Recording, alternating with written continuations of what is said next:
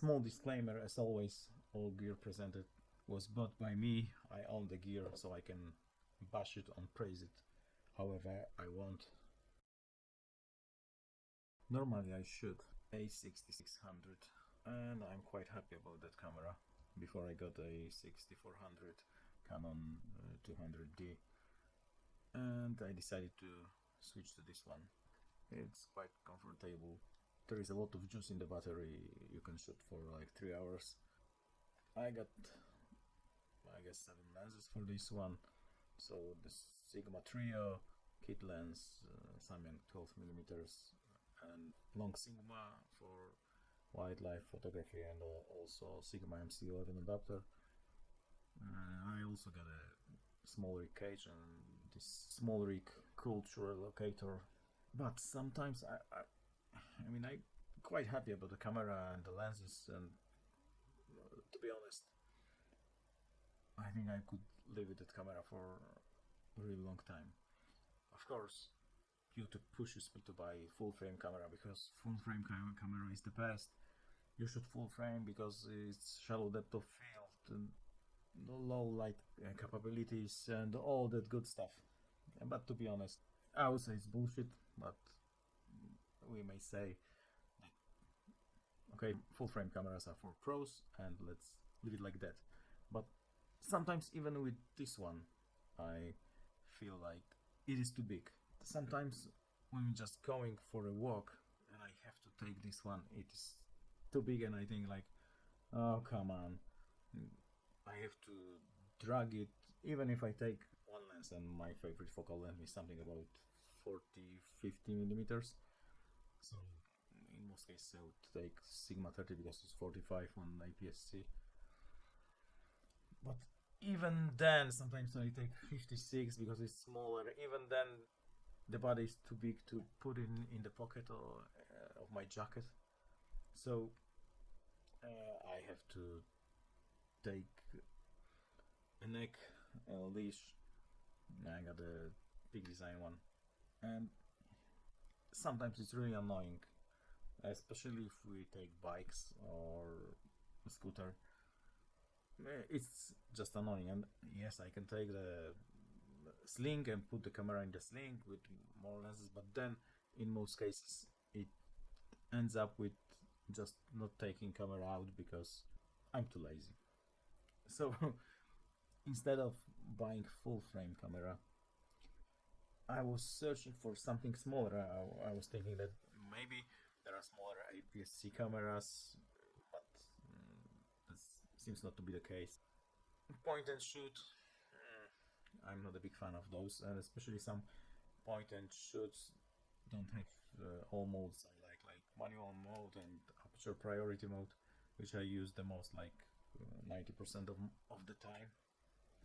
I started searching for something smaller, but still when I can change the lenses, and got quite fast lenses with, I guess, good choice of them. So I was searching the internet and mostly YouTube, and what I found, I was surprised. The newer micro four thirty cameras are bigger than Sony or Fujifilm APS-C cameras. I really don't understand it. Also, lenses in most cases are smaller, but the cameras, the bodies itself are much bigger. The reasoning is that they got some additional stuff like build ND filters, really good IBs. They can shoot 4K 60 and all that good stuff. But generally, I wanted something I can put in my pocket and forget about it. And yeah, maybe I can go for something I can put in my biggest pocket, but still something small. So with this one, I can compromise and change this Sigma to Samyang 24. And the thing is that Samyang 24 is full frame lens. So when I swap for Samyang, then it becomes smaller. Maybe I can put it in my biggest pocket in my jacket, but then it's really annoying to have it there. Bokeh here, I think it's enough because it's something like f4 on full frame. it's enough if you know how to stand in front of background, where to put the background, where to put your subject. It's enough. It's maybe a bit too wide because it's 24, which is 36 on full frame. For me, a bit too wide, but sure we can crop in post. But this is still too big for me. So it's like I need something smaller. Then I have found this amazing YouTube channel, Marcus Pix, and this guy got like all gear you can imagine, but still got the same problem that he got like 10 full frame cameras, 1 billion camcorders, 10 APS-C cameras, and 1 billion lenses for that. But he also got the problem that if you want to go for a walk or somewhere close, he didn't want to take this clunky thing with him because it was annoying. So he discovered smallest micro four thirds cameras, and he got a video about it, and probably the link will be somewhere here to that video. And he made me buy one of the smallest micro four thirds camera. This one. This is Panasonic GM-5, and there is a prime on it, 20mm f1.7. So compared to this Sony, it is tiny. And to be honest, this setup with the Samyang and this one, you can get basically similar results. Yeah, of course, if you put better glass here on the Sony, then for sure it's better choice.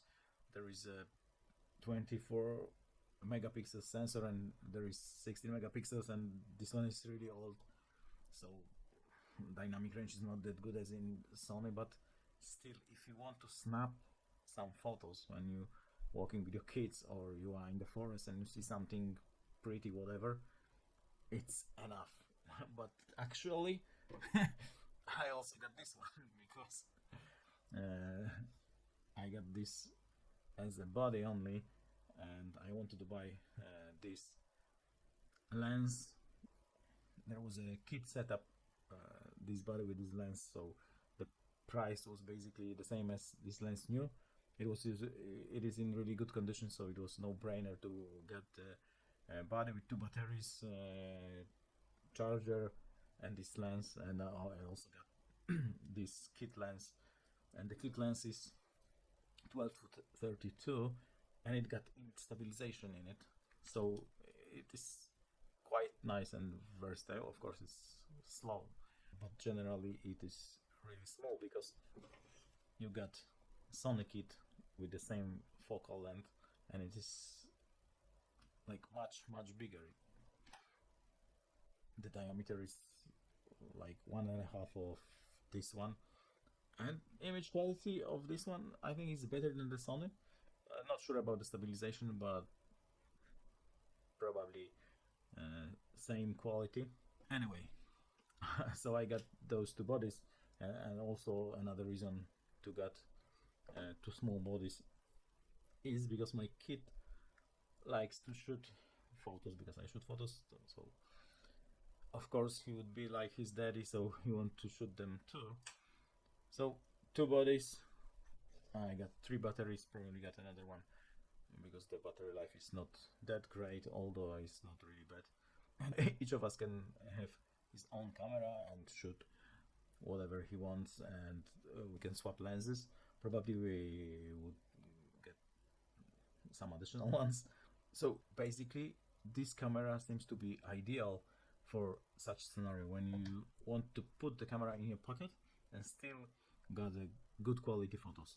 This 20mm lens is something like 40 in terms of full frame, and for me it's a really good focal length. I like that focal length, so that's why I got this one. There are plenty of other choices, but what surprises me that Panasonic announced this one in 2013, then a year later in 2014 the GM-5, and then there are a few, I would say, successors of these cameras, but they are much bigger, although probably they got better autofocus, 4K video and stuff like that, but they are bigger and clunkier. So I'm really surprised that there is no such camera with the better autofocus than those.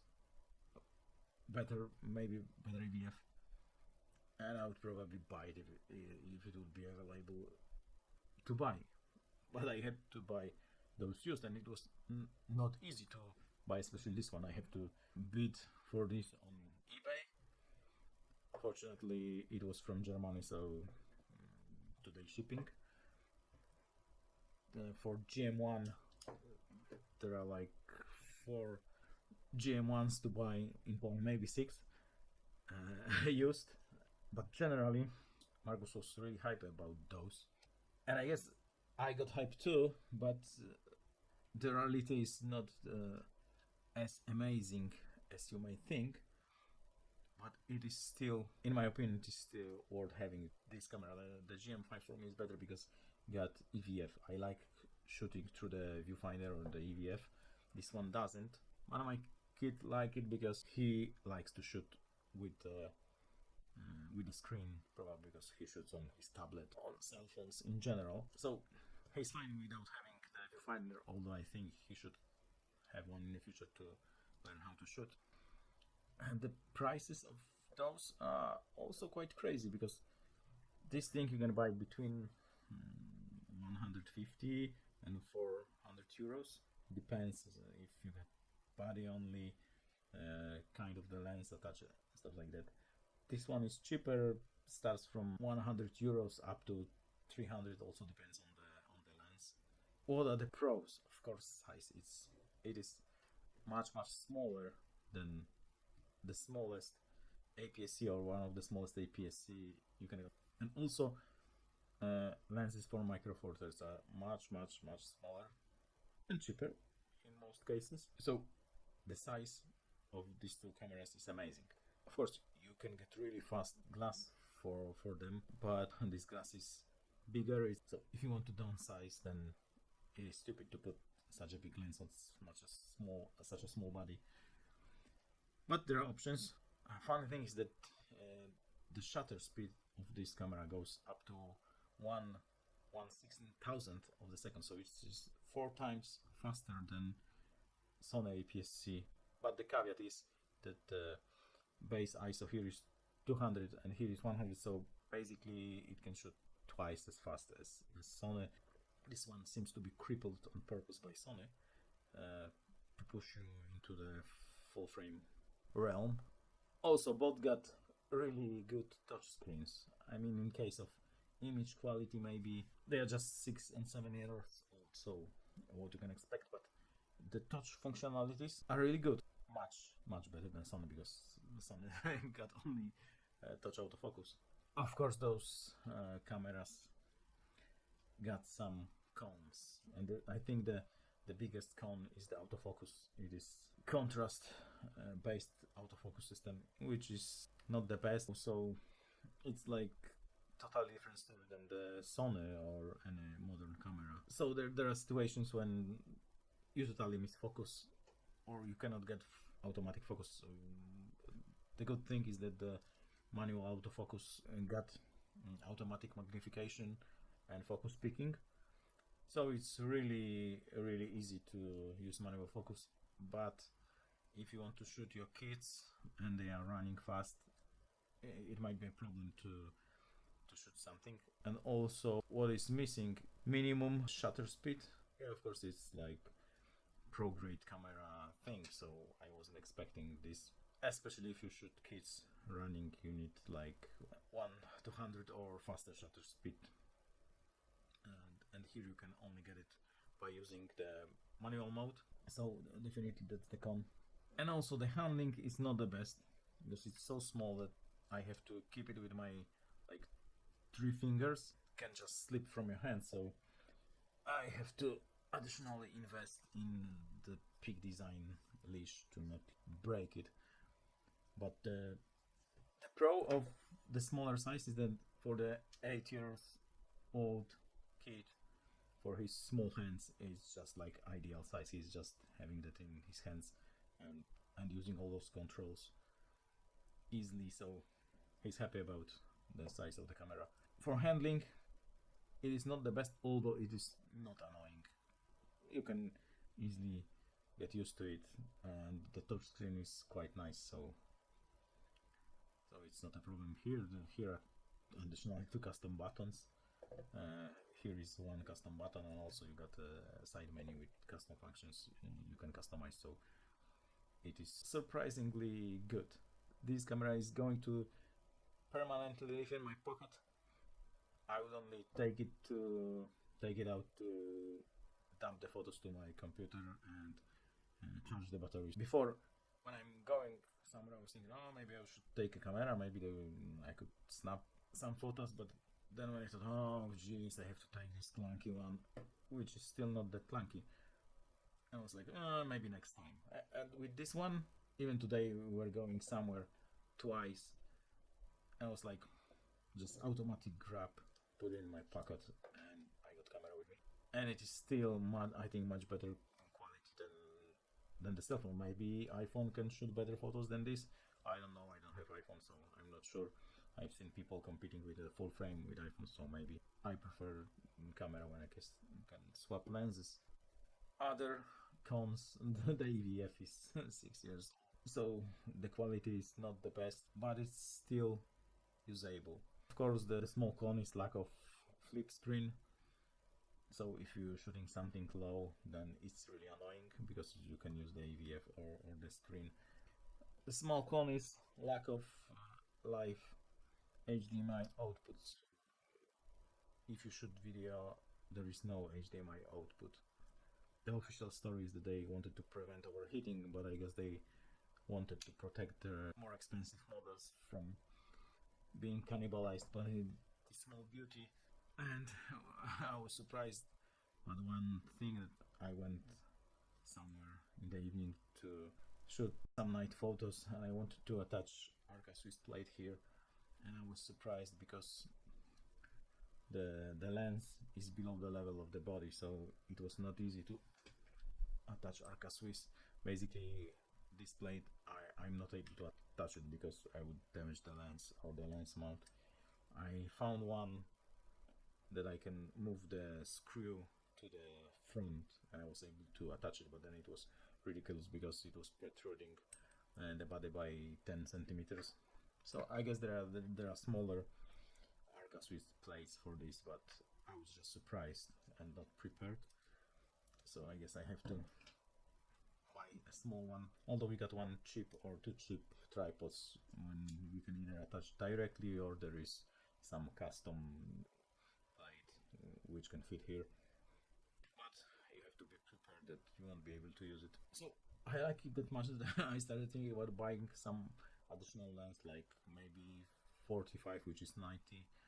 Maybe something longer like a telephoto, because the 150, which is 300 in terms of full frame, is size of this one. So it is quite nice option to have such small telephoto, but you know, additional expenses. So if there would be something small like that with the modern EVF and better autofocus for micro four thirds, I would probably buy it. Anyway, I would put some example photos, some snapshots I snapped lately. I tried to snap the same photos with this combo. So to be fair, I have to stop down this lens to f2, because in full frame cameras this is something about f4.2, so I stopped this one to f2, so in full frame terms it was f4. And basically I would say I haven't seen a difference. Yeah, maybe there was a small difference in terms of dynamic range in favor of Sony, but for the snapshots I would say it doesn't matter. I think more important is the good composition, the good subject, and to put the subject in the good place in terms of the background and stuff like that. This is more important than having the full frame camera. So, and also lately everybody wants the razor thin shallow depth of field. It is crazy. Then I also switched to Sigma 30mm, because basically the field of view is between this and Sigma, and basically by moving 2 centimeters I was able to create the same framing. So right, the Sigma is faster. You can create shallower depth of field. Probably it's a bit sharper. And of course, for snapshots, you can use any 6000 series Sony. But it seems that this would be my daily camera from now on, and I would use this for something more serious, and of course for recording YouTube. But those two, I would say they're amazing, but you have to accept the flaws they have, because they are 6 and 7 years old cameras. So they're not ideal, but still, for snapshots, probably expensive. Cell phone got better quality video, and with this lens, with the image stabilization, it is probably better than any cell phone. I guess the Marcus was right that those two cameras are amazing, and they are, if you accept some small flaws, then they are really good, and I'm really surprised that there are no successors, because I guess they would sell really good. So I guess that's it, and some example photos, some snapshots later. Cheers, mate.